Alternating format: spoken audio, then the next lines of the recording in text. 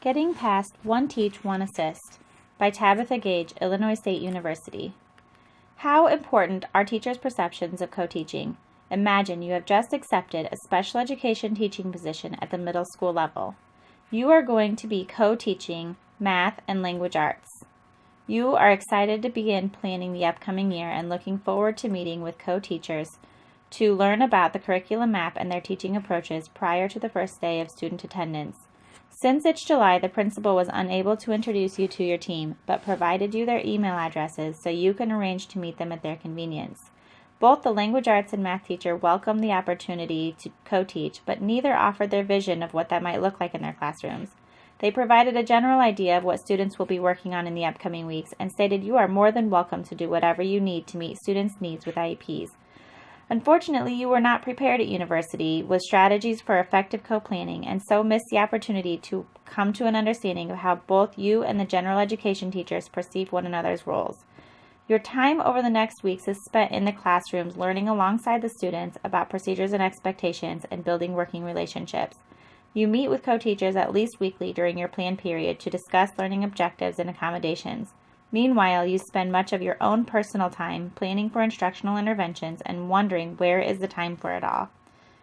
This scenario is reflective of my co-teaching experiences, so I designed Action Research Study to gain insight into how I might impact my co-planning proficiency and ultimately my preparedness for instruction, despite challenging relationships I have faced. In my literature review, I learned that co-teaching is a promising arrangement for providing special education services in an inclusive setting. However, even after decades of implementation, much more attention is needed to developing collaborative relationships and practices in order for that potential to be actualized. When teachers and co-teaching relationships are not adequately prepared or supported, special education teachers can act more like a teacher's aide than a teaching partner. Cook and Friend distinguished approaches to co-teaching to balance each teacher's role in instructional delivery. One of these is parallel teaching, in which teachers deliver the same instruction simultaneously in smaller groups. Station teaching involves teachers delivering different content in stations while students rotate. Alternative teaching is a method of delivering instruction to a larger group and a smaller group simultaneously. Finally, One Teach, One Assist is a method in which one teacher delivers instruction while the other circulates and provides support. Studies of how special education teachers in co-teaching settings spend their time have shown that One Teach, One Assist is by far the dominant approach even when teachers participated in professional development to enhance collaborative efforts. Because inclusion is implemented so inconsistently among schools, research on best practice is lacking. There is, however, plenty of literature offering strategies for making co-teaching work. Administrators can support inclusion efforts by ensuring common plan time and compatibility of teachers. Another key to successful collaborative relationships is for teachers to discuss each other's perceptions of co-teaching roles right up front. Additionally, teachers need continual support with maintaining collaborative efforts in relationships, including conflict resolution. When teachers begin to feel frustrated with one another, it can be harmful to the entire school climate. I had been feeling frustrated with the efficiency of my co-planning meetings and even tension in some collaborative relationships.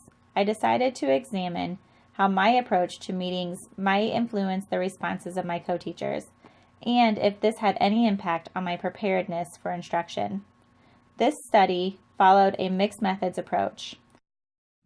I set up a regular schedule for meeting with each classroom teacher I collaborated, including the language arts, math, and social studies teachers.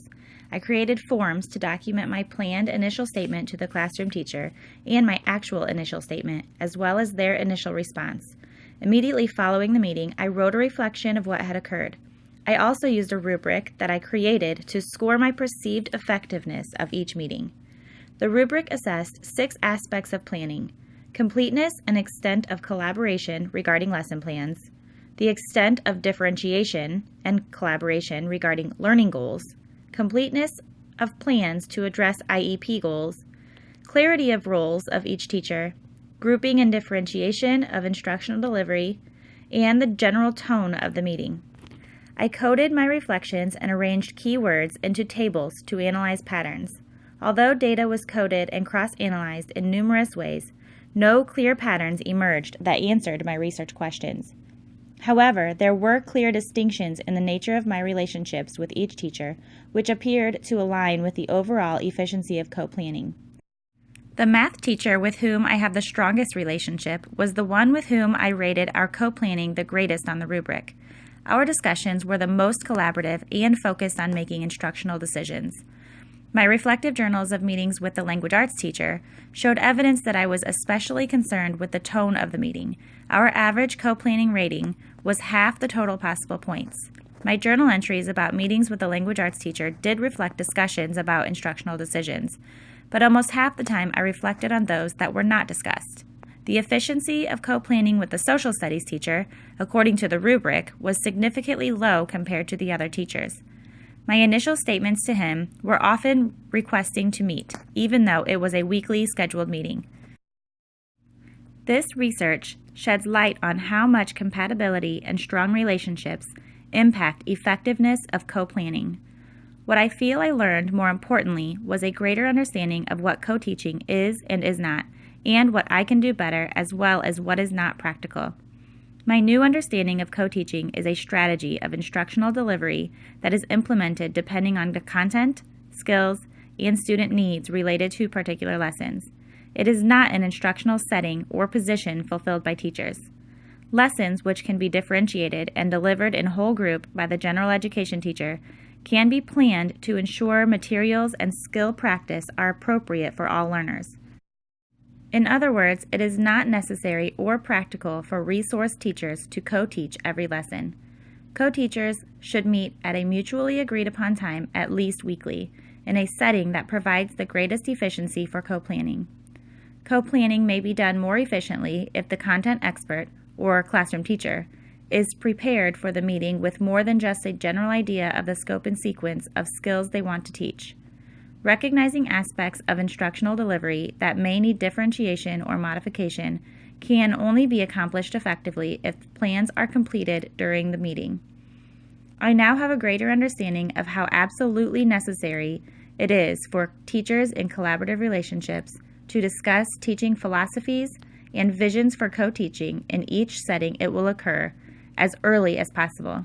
I also believe it is necessary for administrators to be proactive in supporting collaborative relationships, and I will no longer feel apprehensive to request intervention if I'm struggling to find common ground with a co-teacher.